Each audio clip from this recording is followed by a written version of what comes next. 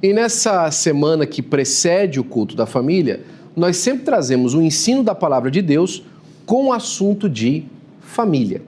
E hoje a nossa leitura está em Gênesis capítulo de número 2, versículos 21 ao 24, e nós vamos falar sobre a relevância da família. Esse é um estudo escrito pelo pastor Sandro Machado, que é o pastor coordenador da região centro dos Estados Unidos da América, não é? E ele também é o pastor ali de Dallas. Ele está em Dallas, no Texas, servindo a Deus e cuida também da igreja em Amarillo. É o nosso coordenador naquela região. E ele escreveu esse estudo. Nós vamos meditar um pouquinho, junto com o pastor Sandro, nesse trabalho que ele fez abençoado para nós, em nome do Senhor Jesus Cristo. Diz assim a minha Bíblia, a sua também. Quantos querem palavra de Deus para o seu coração, digam amém. Amém. Então o Senhor Deus fez cair um pesado sono sobre o homem e este adormeceu. Tirou-lhe uma das costelas e fechou o lugar com carne. E da costela que havia tirado do homem, o Senhor deu e formou uma mulher e a levou até ele. E o homem disse, esta afinal é osso dos meus ossos e carne da minha carne. Será chamada varoa, porque do varão foi tirado. Por isso o homem deixa pai e mãe e se une à sua mulher, formando-se os dois uma só carne. A família ocupa lugar central na revelação bíblica. Você pode perceber que desde o início, quando Deus criou o homem, ele criou o homem para estar em família. Você lembra que o processo da criação, Deus foi criando e falou assim, e viu o Senhor que isso era bom, e viu o Senhor que isso era bom. Até chegar no momento da criação da mulher, quando Deus olha para o homem, não é bom que o homem esteja só. Ou seja, a solitude do homem como indivíduo não foi abençoada por Deus. O homem foi abençoado por Deus para estar em família, para ser uma comunidade que representava justamente Deus. Mais para frente a gente vai ver isso, né, de maneira muito bonita, que a família, como foi intencionada por Deus, era uma representação da própria essência de Deus, não é? Como a maneira como foi feito para viver em comunidade, mas a gente percebe desde o início a vontade de Deus para que o homem não esteja só. Existem 3 dimensões que nós vamos olhar hoje, não é? Que é a dimensão redentiva. A família é relevante porque é plano, que ela manifesta o plano redentor de Deus. A dimensão eclesiológica, onde essa nova identidade familiar é formada e acompanhada e corrigida. E a dimensão pactual. As famílias sob a nova aliança vivem diretamente do pacto firmado de Deus em Cristo. A tese central do nosso estudo de hoje é: a família existe para manifestar o amor redentor de Deus revelado em Cristo, capacitada pelo Espírito Santo e vivendo sob o senhorio de Cristo dentro da comunidade da igreja. A família cristã torna-se sinal visível do reino de Deus no mundo. Então nós vamos olhar alguns aspectos nessa noite sobre a família e a maneira como ela se manifesta e ela se propõe enquanto sinal de Deus para o mundo. Deixa eu contar uma coisa muito especial para você hoje. A família, da maneira como ela foi intencionada por Deus, sendo crente ou não, ela é uma manifestação do plano de Deus. A família como célula da sociedade, célula primária da sociedade, o que é uma família como célula primária da sociedade? Pai, mãe e filhos. Ela é uma manifestação da vontade de Deus de se revelar aos homens. Então, a revelação básica de Deus, através da vida humana, está baseada na maneira como ele se demonstra na família. É por isso que é importante que você saiba disso. A primeira instituição que Deus criou na humanidade foi a família. Antes de haver igreja, não é? Antes de haver qualquer outro pacto, a família é o primeiro pacto de Deus para com a humanidade, a manifestação da família. Então, a primeira dimensão que a gente pode considerar aí é a dimensão redentiva. Porque a família é relevante no plano redentor de Deus, não é? Essa dimensão trata da origem da família na criação, sua inclusão na história da redenção e do Deus que fez objetivamente em Cristo para reposicioná-la dentro do seu propósito eterno. No Antigo Testamento, a família possuía uma estrutura patriarcal, hierárquica e clânica, ou seja, de clãs. O pai exercia a autoridade central sobre a unidade doméstica. Contudo, o Antigo Testamento deixa claro que essa autoridade não era de arbítrio individual. O governo familiar estava ordenado sobre a aliança de Deus. Ou seja, o homem não era simplesmente o chefe da casa por causa da sua força militar, por causa da sua capacidade de angariar viveres para a família viver, não é? A capacidade dele de prover um lar ou segurança. Não. Era principalmente por causa que havia um pacto de Deus sobre aquilo. E aqui entra uma coisa importante, não é? A história vai dizer pra gente, ou então a ciência, a arqueologia vai dizer pra gente, que o homem foi evoluindo e foi morando nas cavernas e foi saindo para fora, e hoje a gente tem essa sociedade da maneira como a gente tá e tudo mais. Quando você olha para trás e vê as grandes construções que o homem fazia, não é? A maneira como o homem vivia, na verdade o que parece de vez em quando é que o homem emburreceu. Não que ele cresceu. Nós confundimos a tecnologia moderna com a capacidade humana cognitiva. E uma coisa não tem nada a ver com a outra. Não é? Nós estamos hoje vivendo, nós somos fruto do conhecimento agregado do homem por gerações. Mas não significa que o homem moderno é mais inteligente do que o homem anterior. Pelo contrário, a gente pode dizer justamente o contrário. Será que o homem hoje tem a capacidade, não é, de fazer os crescimentos tecnológicos que a humanidade fez até agora? E eu estou falando para você que o homem hoje é carregado de mais ferramentas para fazer isso, só que o primeiro homem precisou de criar as ferramentas básicas que nós temos hoje. Ou seja, o que eu quero dizer em essência é que o homem essencial, criado por Deus, era muito mais capaz do que o homem hoje. E que ele agregava em si a sua capacidade de fazer o que ele fazia por causa do pacto que ele tinha para com Deus. E aí eu entro até numa discussão um pouco filosófica sobre isso, não é? Que eu estava tendo esses dias atrás junto com Noah. O grande pensador grego, Sócrates, ele foi no início contra a escrita. Porque a escrita foi manifestada, até com alguns dos colegas dele tratando sobre o assunto, como uma maneira de se fazer uma memória coletiva. E o Sócrates era contra esse momento de memória coletiva, porque ele falava assim, como então o homem vai manifestar e vai exercitar a sua memória individual, se ele vai depender agora de uma memória coletiva? Como é que o homem vai crescer na sua capacidade cognitiva e intelectual se ele vai sempre estar debruçado em uma base que já dá para ele alguma coisa que ele possa crescer e ele não vai desenvolver o seu próprio cérebro? Olha o pensamento da pessoa. O que ele estava querendo dizer com isso? Ele estava falando assim que o homem em si mesmo tem muito mais capacidade que as ferramentas que ele se manifesta. Ou seja, se o homem é a imagem do Deus invisível, e se ele manifesta em si, em essência, quem Deus é, a partir, por exemplo, da família, o homem natural, manifestado no pacto com Deus, tem uma capacidade muito maior do que aquilo que os elementos de ferramentas que ele criou podem prover para ele. Nesse sentido, a gente volta para cá justamente dizendo o seguinte, que o homem manifesta o plano redentivo de Deus na sua essência, porque na sua essência ele manifesta o próprio Deus em comunidade consigo mesmo. Não é? Essa é a beleza do homem na sua essência. Por isso o homem deixa pai e mãe e se reúne a sua mulher, tornando-se os dois uma só carne. O texto estabelece 3 movimentos constituídos no matrimônio. Deixar pai e mãe, unir-se à esposa e tornar-se uma só carne. Esses movimentos criam uma nova unidade familiar. E aqui é importante. Aqui nesse texto primário que nós vemos, existe um movimento que não pode ser retornado.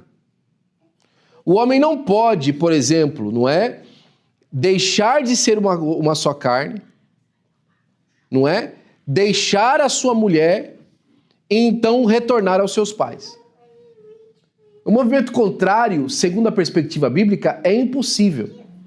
O único movimento é para frente, deixar pai e mãe, apegar a sua mulher e se fazer uma só carne. O que eu quero dizer com isso? A premissa de que Deus, em primeiro lugar, é contra o divórcio.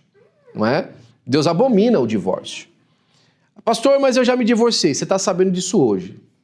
Tome isso aí como um momento de se arrepender diante do Senhor e começar a praticar boas obras daqui para frente. Amém? Amém? Segundo, entenda que o casamento não é um contrato social. é um pacto espiritual. E é por isso, por exemplo, que nós não aceitamos o casamento simplesmente apalavrado. Nós apenas aceitamos o casamento da sua maneira integral. O casamento é uma manifestação integral, ou seja, ele é corpo, alma e espírito. Ele é diante de Deus e diante dos homens. Ele tem esse aspecto integral, o casamento. Ele não pode ser simplesmente manifestado de uma maneira apalavrada, não é? Esses movimentos criam uma nova unidade familiar. Outra coisa é que Deus abençoou e disse: sejam fecundos, multipliquem-se e encham a terra e sujeitem-se. Desse contexto, a família era compreendida como o meio pelo qual Deus cuidava do ser humano. Os filhos eram reconhecidos como dádivas e bênçãos do Senhor. Ou seja, a vontade de Deus nunca foi que o homem ficasse isolado. Ou que a família ficasse, por exemplo, isolada. Ele sempre intencionou que a família se manifestasse através dos filhos e eles fossem reconhecidos como dádivas do Senhor. A gente percebe hoje em dia, irmãos, que cada vez mais os casais têm se afastado da procriação. Não é? Os casais não querem ter mais filhos, querem ter poucos filhos, ou então não ter filhos. Não é? Há casais, por exemplo, que estão apenas juntados porque no momento em que aquela relação ficar difícil, os dois já estão apalavrados um com o outro que vão deixar. Isso é contra o pacto divino para com a família. Isso é nocivo. Isso tem ramificações tremendas contra a própria estabilidade emocional das pessoas, não é? Eu já cuidei de situações, cuidei de casos, cuidei de pessoas que a movimentação dela para com aquilo, para com o casamento, se tornou traumática. Por quê? Porque ela não tem confiança no cônjuge que está com ela, na pessoa que está vivendo com ela. Ela tem medo de ser largada, de ser devolvida, de ser deixada para trás. Por quê? Porque o casamento não está baseado na fidelidade para com Deus primeiro. Está baseado simplesmente em um contrato social de um momento de uma aventura que seja boa para os dois. No momento que ela se tornar nociva para alguém, se sai. Como é que faz então na vida e na morte, não é? Na saúde e na doença? Não tem.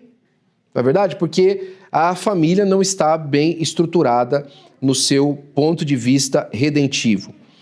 Dentro desse conceito, a família era compreendida como o meio pelo qual Deus cuidava do ser humano. Os filhos eram conhecidos como dádivas do Senhor. O Antigo Testamento já apontava para algo maior do que os laços meramente biológicos, ou seja, a família não é um laço meramente biológico, porque se ela fosse, não é mesmo? A partir do momento que a biologia sai de cena, a família desaparece. A gente não vê que não é assim. A família, ela tem esse contexto biológico, onde nós aprendemos a estar conectados um com o outro de maneira física, mas o aspecto dela é muito mais espiritual. Por exemplo, nós aprendemos a amar a nossa esposa que não tem um contrato, um contato ou uma ligação biológica conosco. Os cônjuges, eles aprendem a se amar e se transformam em uma unidade indissolúvel, mesmo quando o aspecto biológico não está lá. E a palavra de Deus vai nos ensinar que esse aspecto do homem e da mulher é maior do que o pacto para com os filhos. Por quê? Porque os filhos, ao seu tempo, vão deixar pai e mãe e também vão se unir a seu cônjuge, não é? Para a glória do nome de Jesus. Os sinais veterotestamentários, a família além do sangue. Primeiro, a promessa abraânica. Em ti serão benditas todas as famílias da terra. O termo hebraico, não é, designa aqui clãs, famílias gentílicas. A promessa abraânica, portanto, desde o princípio inclui dimensão universal. Ou seja, através daquele núcleo familiar, outros núcleos familiares seriam abençoados. Deus sempre olhou para as famílias com pacto consigo mesmo para expandir a sua bênção, o seu pacto, para além daquela própria relação isolada, não é? Segundo, há inclusões genealógicas excepcionais. Nós vemos, por exemplo, Ruth, a Moabita, que entra na genealogia davídica, apesar de, em Deuteronômio, ela ter que ter sido excluída como Moabita da congregação. A gente percebe, mais uma vez, essa manifestação redentiva na genealogia. Isso é muito bonito de enxergar. Sabe por quê? Porque Ruth, por exemplo, ela é incluída apesar de o texto dizer claramente que ela não devia ser. Por quê? Porque Deus mostra aí a sua manifestação redentiva, mesmo com aquilo que havia sido de uma maneira amaldiçoado, não é? Terceiro, a linhagem nupcial profética. Os profetas falam de Israel como esposa de Jeová. Essa metáfora matrimonial para descrever a aliança, ele é como uma preparação do conceito de que a família, muito mais do que um núcleo biológico, ela era um sinal. E aqui eu gosto de falar uma coisa para você sempre. Como é que funciona? Deus usa o conceito de pai e filho para apresentar Jesus? Ou porque ele apresentar Jesus, ele cria o conceito de pai e filho? Percebe a diferença? Como é que acontece? Deus sendo eterno, você acha que Deus olhou na história, é assim que eles lidam com pai e filho, então deixa eu trazer Jesus para manifestar um relacionamento de pai e filho. Ou você entendendo que Deus sendo onisciente, estando fora do tempo, ele criou o conceito de pai e filho para que nós pudéssemos entender como seria Jesus para com o Deus estando na glória. É claro que é a segunda opção.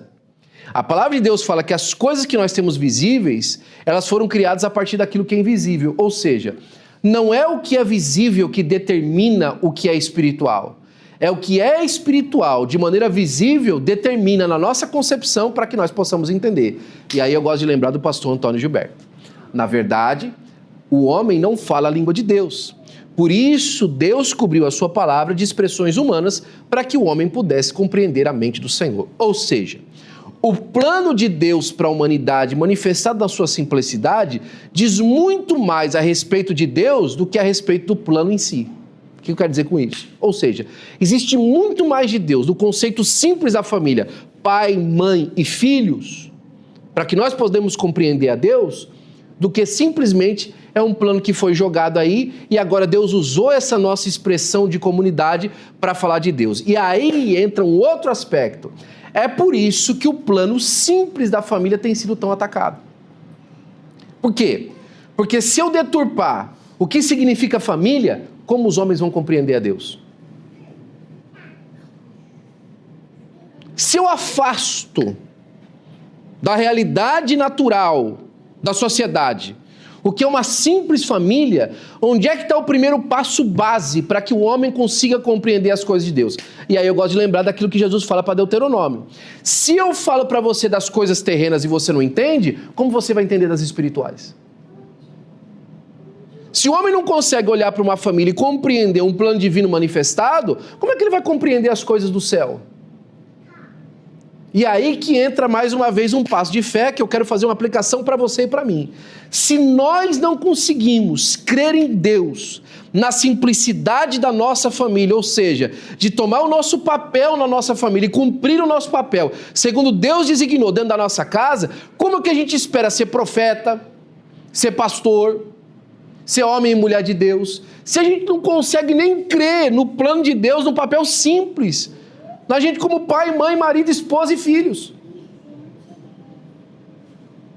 Como é que nós vamos crer? Nós queremos crer que Deus vai nos usar de maneira extraordinária na sua obra, mas não conseguimos crer que Deus quer nos usar como simples pais, como simples mães. Como é que faz? Nós renegamos aquilo de mais simples do ministério que Deus nos deu, a nossa casa, e queremos abraçar grandes ministérios da nossa vida. Tem alguma coisa aí que não está batendo. Não é verdade? Porque, irmão, o que o Senhor Jesus falou na sua palavra? Sede fiel no pouco, que no muito te colocarei. Nem no pouco, no simples. Existe fidelidade. Imagina o que vai acontecer quando for no muito, não é? Então a linguagem nupcial profética também é muito importante porque ela faz essa referência, por exemplo, à noiva de Cristo. Eu gosto de lembrar, e eu acho que já falei isso para você alguma vez, que as minhas mensagens de casamento é a mesma. Eu só mudo o casal, não é?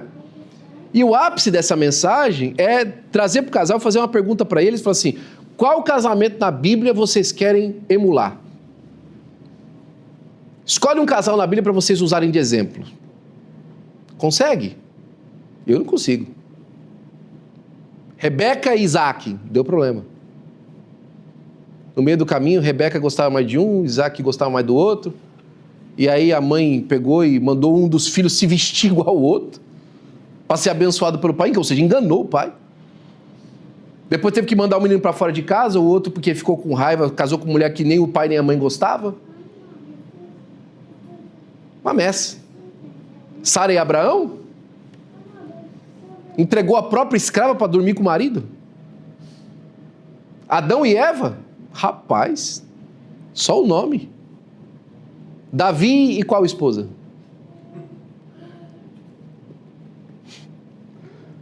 Dá para escolher algum casamento? Salomão e o quê? E quem? Uma das 300 ou uma das 700? É por isso que quando Paulo vai usar exemplo de casamento, ele não pega nenhum casal.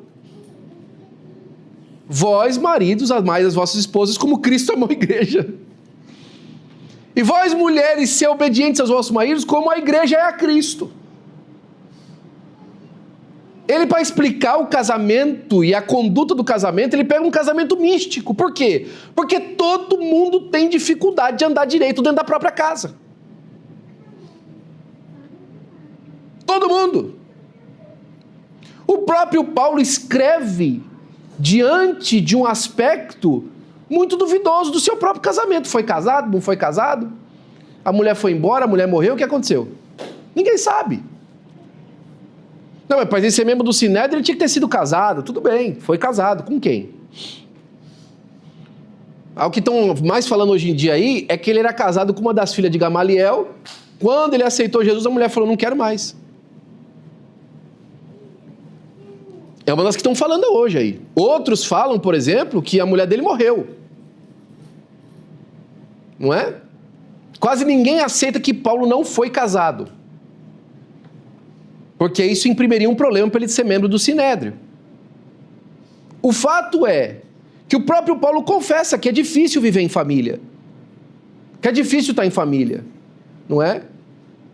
E que ele mesmo expõe, através da sua teologia, a necessidade de ser fiel com o propósito de Deus para com a família. Ele falou assim, olha, você é casado, cuide primeiro da sua casa. Na escolha dos bispos, o que ele precisa de ser? Bem casado, casado com uma mulher só. Ele já fala, olha, casado com uma mulher só. Por quê? Porque podia aparecer alguém lá que era casado com 2, 3, 4. Então, para ser bispo, tinha que casado com uma mulher só.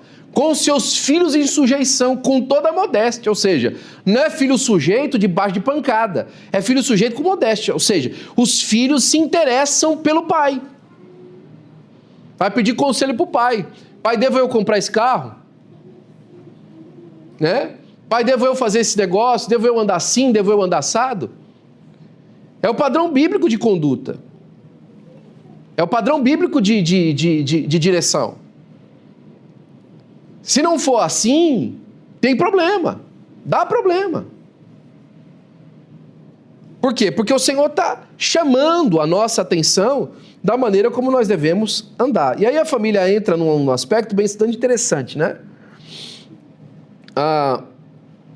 Isaías, por exemplo, fala no capítulo 19, versículo 25, o Senhor dos Exércitos abençoará dizendo, bendito seja o Egito, meu povo, e a Síria, obra das minhas mãos, Israel, minha aliança. Ou seja, fala que a bênção de Deus para com a família ia se expandir pelo mundo todo. Não ia ficar baseado simplesmente naquela história para com Israel. Ia por todo o mundo. Não é? Ia sair por todo o mundo. E aí a gente entra no aspecto da família do Novo Testamento.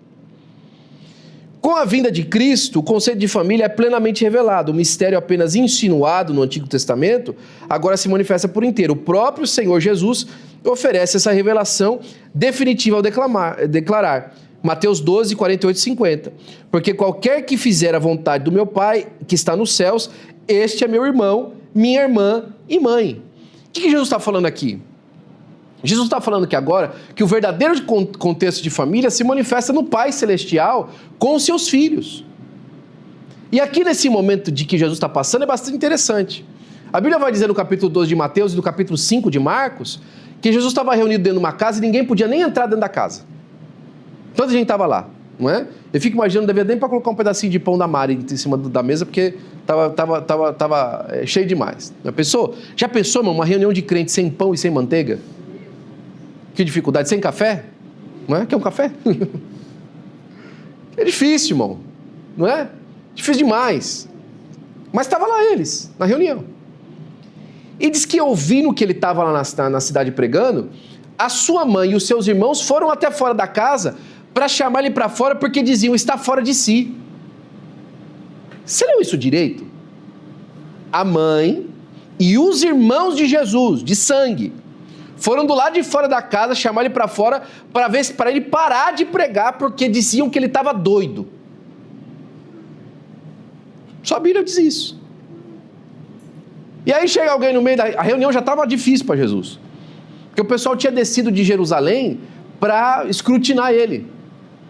Foi nesse mesmo texto, nesse mesmo momento, que os fariseus estão lá olhando, falando que ele está expulsando demônio com o espírito de Beelzebul.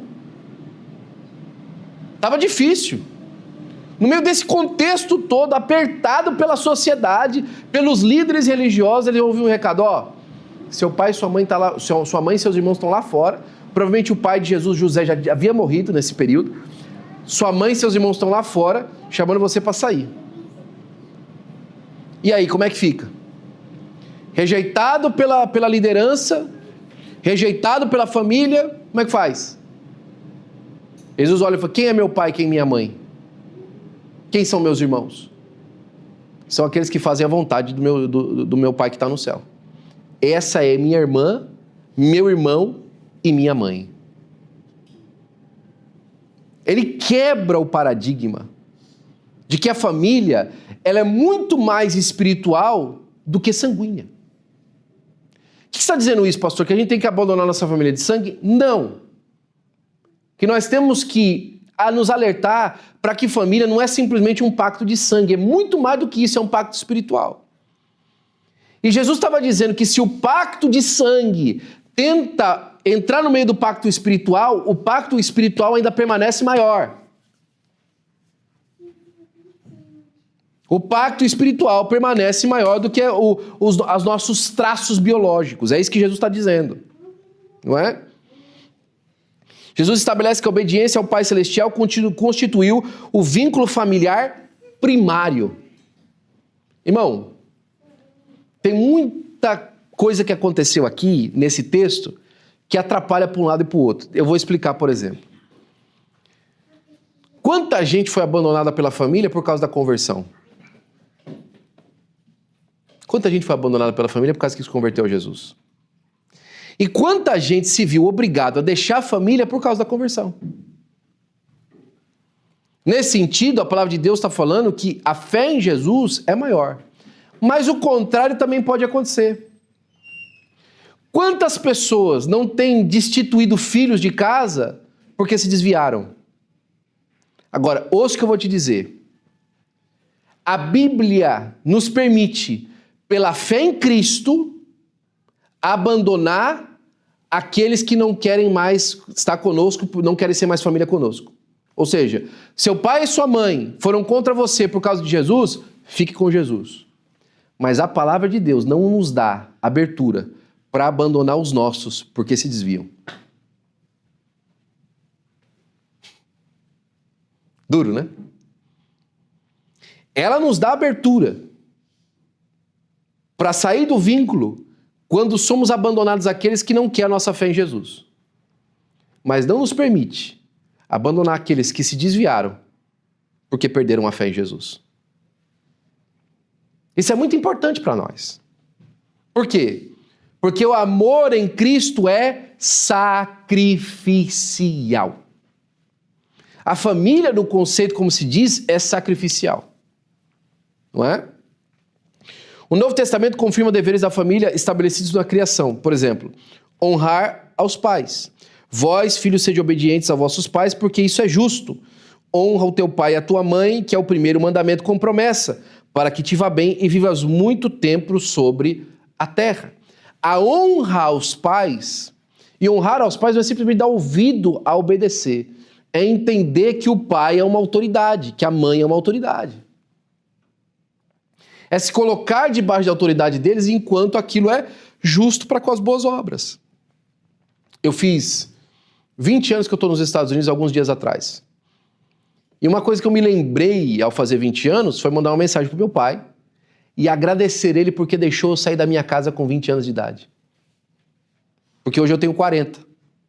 E eu fico pensando que meu filho de 13, falta 7 anos para fazer 20.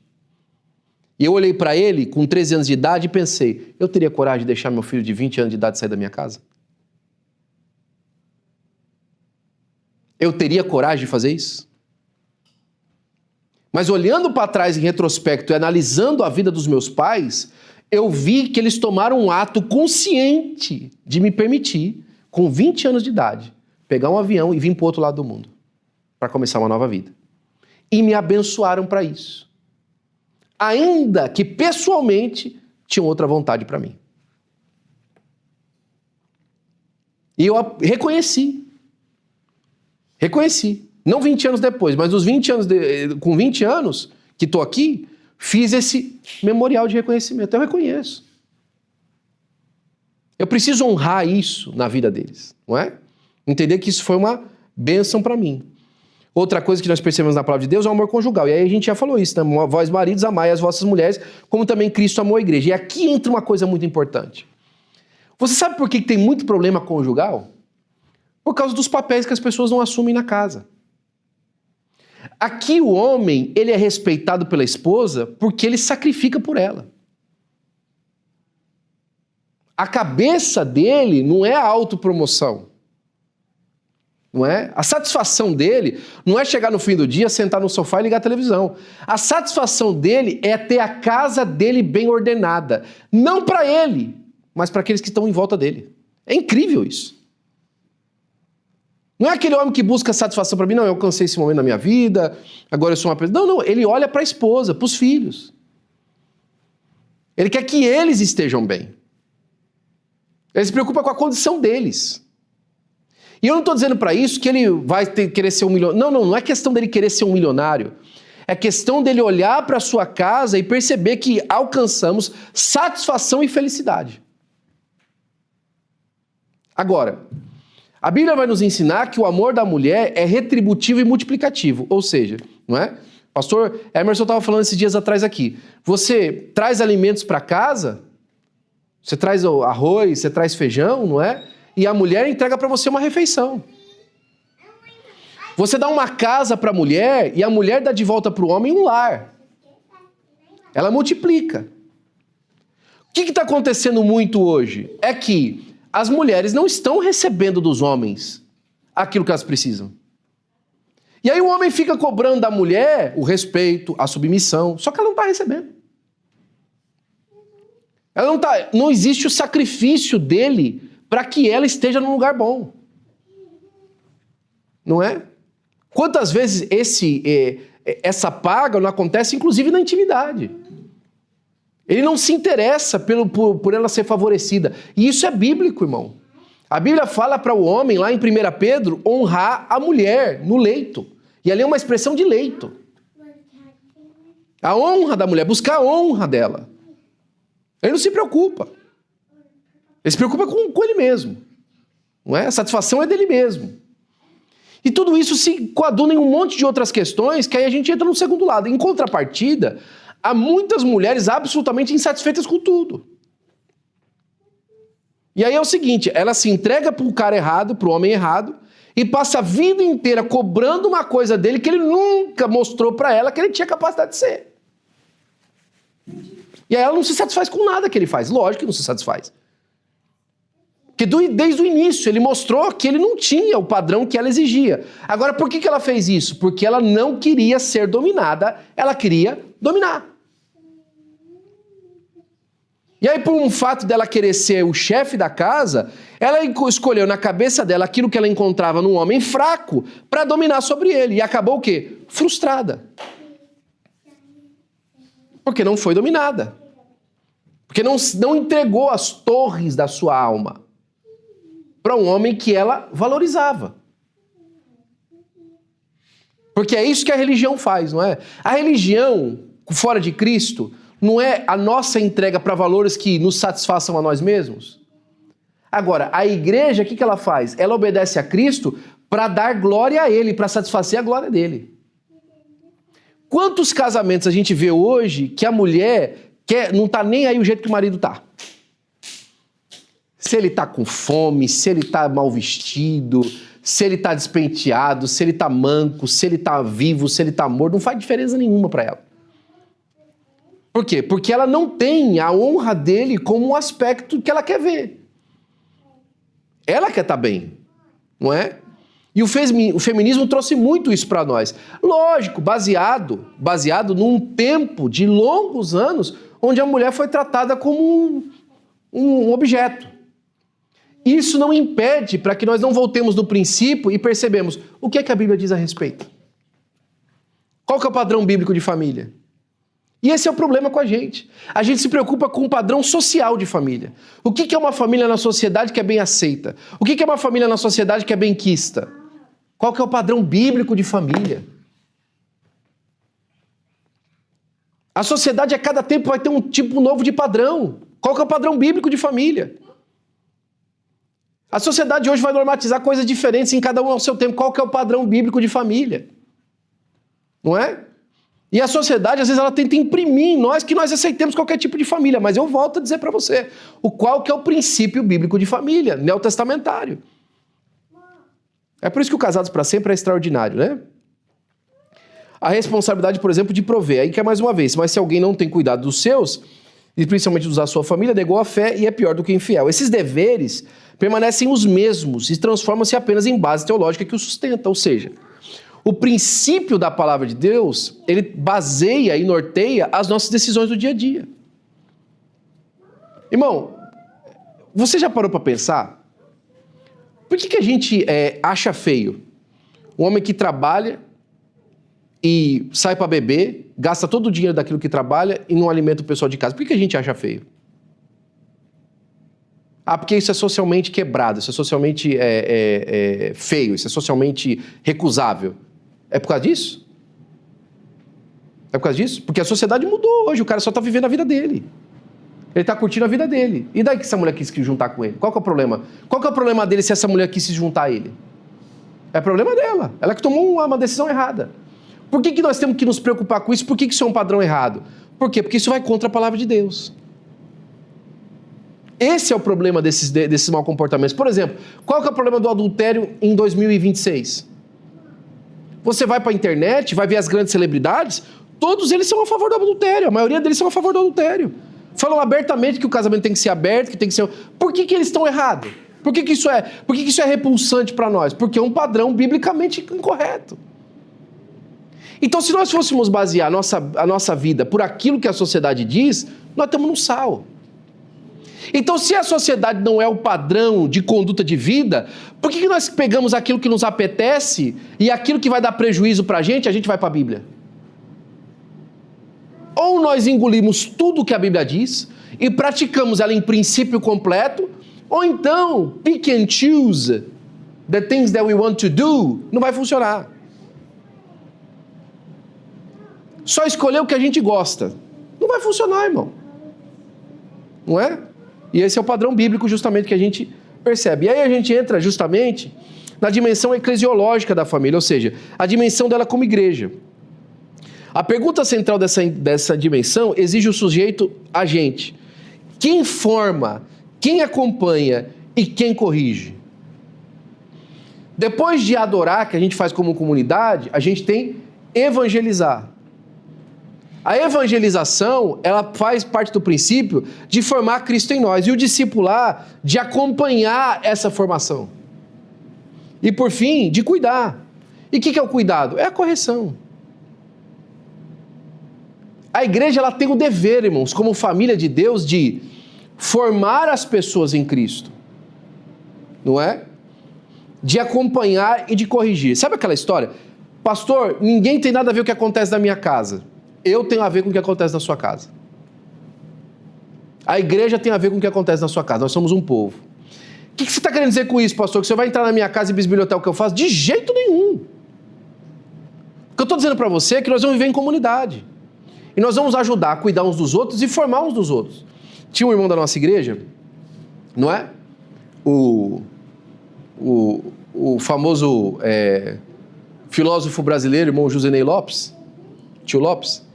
Ele falava assim: meu amigo, se você vê minha filha na rua fazendo aquilo que não convém e não me contar, você não é meu amigo nem meu irmão. Se você omitir que você viu um comportamento ruim dos meus filhos, você não é nem meu amigo, nem meu irmão. Se existe alguma coisa em mim que para com a nossa comunidade cristã é contrária ao princípio da palavra de Deus, nós temos o dever de corrigir na igreja. E é bíblico. Nós não podemos deixar a coisa correr solta. Ah, pastor, então nós vamos expor as... Não, nós vamos fazer como a gente faz em casa. Você conta para a família toda, às vezes quando um filho tem um problema? Às vezes você trata com aquele filho, privadamente. Não é?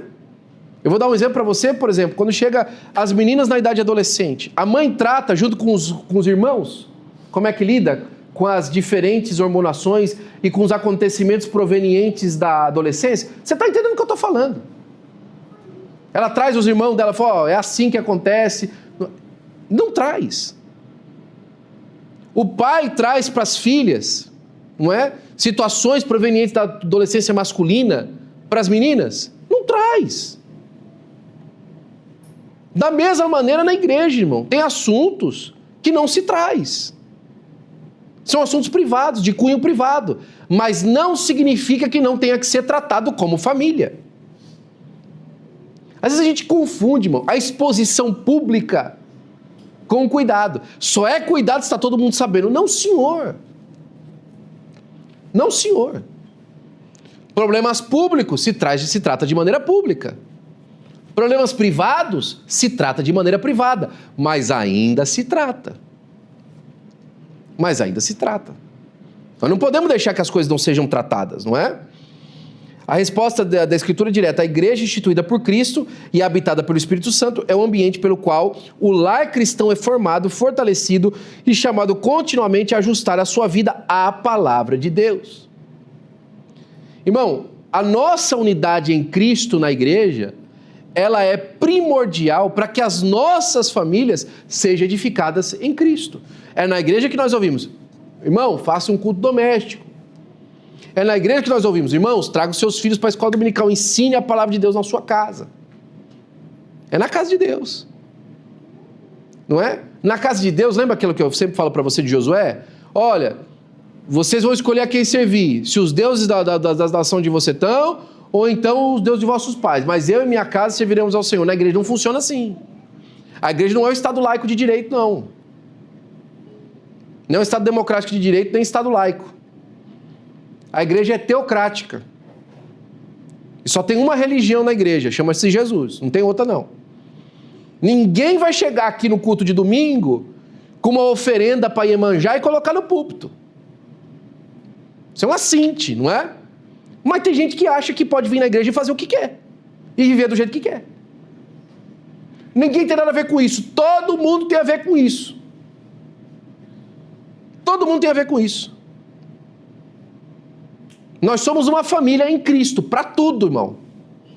Não é? É engraçado que as pessoas só lembram do negócio de família em Cristo na hora que tem dificuldade financeira. Nós somos uma família. Mas na hora de lidar com um problema, na hora de chamar atenção, meu amigo, olha, põe uma roupa e vai trabalhar. Aí não, aí nós não somos família. Aí eu estou entrando na causa alheia, não é? Aí o pastor está sendo duro, a liderança está sendo dura da igreja. A hora que o pastor fala assim, a hora que tem uma necessidade premente, financeira, de aluguel, de casa, de carro, não, nós somos uma família. Mas na hora de falar assim, anda direito da tua casa, cuida da sua mulher e dos seus filhos, aí não, aí nós somos brutos. Ou nós somos família integral ou não somos, ué. Não é verdade? Nós precisamos de ser família em todas as áreas da família. E outra, a principal particularidade do pai de família é prover arrimo espiritual para sua casa. A primeira providência, irmãos, de uma casa não é física, é espiritual e depois física. O problema é que tem muita casa só com providência física, e espiritual zero. Eu lembrei esses dias atrás dos homens na nossa reunião que eu queria saber de onde foi que nós tiramos que o ministério de oração é feminino. Onde é que foi que nós tiramos que o ministério de intercessão é feminino? Onde é que foi? Qual parte que está na sua Bíblia? A instituição do círculo de oração no Novo Testamento? Pô, pastor, o senhor fica conta do ciclo de oração? Não, pelo amor de Deus, graças a Deus que a gente tem um ciclo de oração, pelo menos alguém ora. Porque a intercessão bíblica sempre foi o sacerdote do lar, sempre. Sempre foi ele que apresentou a sua família com sacrifício diante de Deus, o primeiro a fazer isso. A manter a sua família num arrimo espiritual antes de qualquer coisa. Não era a mulher de Jó que apresentava sacrifício por ele e pelos filhos, era ele. Não era a Sara que foi sacrificar Isaac, foi Abraão. Não é? Varão, essa mensagem é muito mais para você do que para tua mulher nessa hora, viu? É o varão que tem a responsabilidade de ser um arrimo espiritual. Tem muita gente preocupada. Ai, meu Deus, o documento dos meus filhos. Ai, meu Deus, a vida financeira dos meus filhos. Meu amigo, e a vida espiritual dos seus filhos? E aí eles são crentes, irmão? Pior do que isso, tem homem olhando para si. Ai, porque eu não sou feliz. Irmão, você é crente, irmão? Lhe basta. Lhe basta ser fiel ao Senhor. Lhe basta ser um homem correto diante do Senhor. A nossa satisfação é ter Cristo morando na nossa vida e manifestar Cristo através da nossa vida. Essa é a nossa satisfação. Tudo depois disso vem depois. Ah, mas às vezes a mente está doente. A mente está doente porque faz pactos para si mesma dentro de si e toma decisões erradas. Precisa tomar uma decisão certa para a glória do nome de Jesus, não é? O argumento parece atraente porque ampara a simplicidade dos primeiros cristãos, que a igreja era simplesmente orgânica, que a igreja era dos lares, mas não é isso que a Bíblia diz. Eu não estou aqui fazendo uma alusão que a igreja ela é lá em casa. Não, a igreja ela começa lá em casa, ela precisa se manifestar em casa, mas a igreja é a nossa unidade completa. Olha o que Paulo fala para Tito. Para isso te deixei em Creta, para que pusesse em ordem as coisas que ainda restam, constituísses presbíteros em cada cidade, como te mandei. Ou seja, eu quero que você levante aí obreiros na igreja do Senhor Jesus Cristo para cuidar das famílias. Precisa botar em ordem a casa deles. Aí mais para frente ele fala assim, porque os cretenses são ventres preguiçosos. O poeta deles disse isso aí, que eles são ventres preguiçosos. E aí o negócio mais engraçado que tem na Bíblia. E é a verdade mesmo, eles são mesmo. São ventres preguiçosos. Não é? Mas eu coloquei você para você dar jeito nisso. Então faz o seguinte, meu amigo, vai de casa em casa, olha, não entra em fábula de judaísmo, não vai contar patatoca. Vai nas casas e ensina eles a servir a Deus. Porque a graça de Deus se é manifestada trazendo salvação a todos os homens. Agora, ensinando-as que deixando as concupiscências dessa vida, fazem veredas direitas para a sua vida, porque Deus vem buscar um povo zeloso de boas obras. Glória a Deus. Não é? É a manifestação da vida, na vida das pessoas. Segundo Timóteo 2:2, Timóteo provavelmente estava em Éfeso, e o que ouviste de mim na presença de muitas testemunhas, confia a homens fiéis, idôneos, para ensinar também a outros. Olha que coisa extraordinária, irmão. O ministério masculino na igreja, um homem ensinando o outro como é que anda. Ah, irmão, se você puxa a orelha hoje de jovem na igreja, meu Deus do céu. Somente se o cara já viveu 5 minutos e conseguiu comprar um carro um pouquinho mais caro que o seu, ele já se acha o rei da cocada preta. E aí você vai ver como é que é dentro de casa, tem problema. Tá mancando, tá dando mancada. Irmão, a nossa vida não começa por aquilo que nós manifestamos na nossa aparência, mas no nosso coração, e aí sim chega a nossa aparência. Você ter só aparência de crente não está correto, mas ser crente e não conseguir parecer mais crente também está errado. Ter só aparência de crente não está certo. Mas ser crente e não ter aparência também está errado. Agora, a transmissão disso era para homens fiéis, não é? Inclusive, para que, se a transmissão está sendo feita, exista a possibilidade de haver disciplina. Por quê? Porque aqui, ó, disciplina formal, a palavra de Deus está falando. Lá em 1 Coríntios capítulo 5, versículo 1 e 2, diz que estava havendo um pecado terrível na igreja, E ninguém estava fazendo nada. Eu não, deixa aí, não tem problema não. Irmão, não é assim não. Hoje mesmo eu falava com alguém e tal, estava vivendo um problema lá na congregação, veio falar comigo. E aí? Não, tem que cuidar. Tem que cuidar. Às vezes o cuidado começa com ensinar, porque a pessoa não sabe. Mas não tem que deixar de cuidar. E outra, entender os limites. Ó, não dá para aceitar isso aqui. Isso aqui não dá para aceitar. Isso aqui não é uma regra da igreja. É um princípio bíblico. Isso tem uma diferença muito grande, irmão. E eu falava na nossa academia de capacitação de obreiros, e essa parte é para você também. Por que não pode isso, pastor? Ah, porque é uma regra da igreja. Sério mesmo? Que em 2026, inteligente do jeito que você vai aceitar uma dessa porque é regra da igreja? Que princípio bíblico está por detrás disso aí? Que base bíblica tem essa diretriz e essa normativa da igreja? É simplesmente uma vontade de alguém? Qual que é o princípio bíblico por detrás? E se é uma vontade de alguém, por que essa vontade? Você vai simplesmente engolir uma coisa? Não faça isso não, aqui ninguém é chefe de ninguém. Nós somos uma comunidade de irmãos e irmãs, em nome de Jesus. Não é? Por fim, irmãos, para a gente terminar, nós temos sempre a dimensão pactual, que é os pactos que nós fazemos. Então, algumas perguntas para você gerar aí no seu coração e pensar na sua família. Como o marido e a esposa vivem aliança em Deus no dia a dia? Como é que a gente tem vivido a nossa aliança como cônjuges no nosso dia a dia? Outra pergunta para nós respondermos dentro de nós, baseado naquilo que nós estudamos. Como a autoridade paterna é exercida à luz da cruz? E aqui mais uma vez, quer ser respeitado como pai, meu amigo? Seja o primeiro a fazer sacrifício em si mesmo. Você quer ser respeitado como um varão, como um homem de Deus, como uma conduta? Comece com você. Não passe a responsabilidade da qualidade espiritual da sua casa para ninguém. Nem para o pastor, nem para sua esposa, nem para os seus filhos. É sua, meu irmão. É sua, meu irmão. Diz o Malafaia lá no... É sua, meu irmão. Não é? É sua. A responsabilidade é sua. Começa com você. É bem verdade que às vezes, irmãos, a gente vê no casal, o cônjuge, um dos cônjuges às vezes é mais para fora e tal, uma pessoa mais dinâmica e tudo mais, mas a responsabilidade é sua. Olha que coisa extraordinária. A primeira viagem missionária de Paulo foi Barnabé e Paulo junto. Sabe quem era o chefe da excursão? Era Barnabé.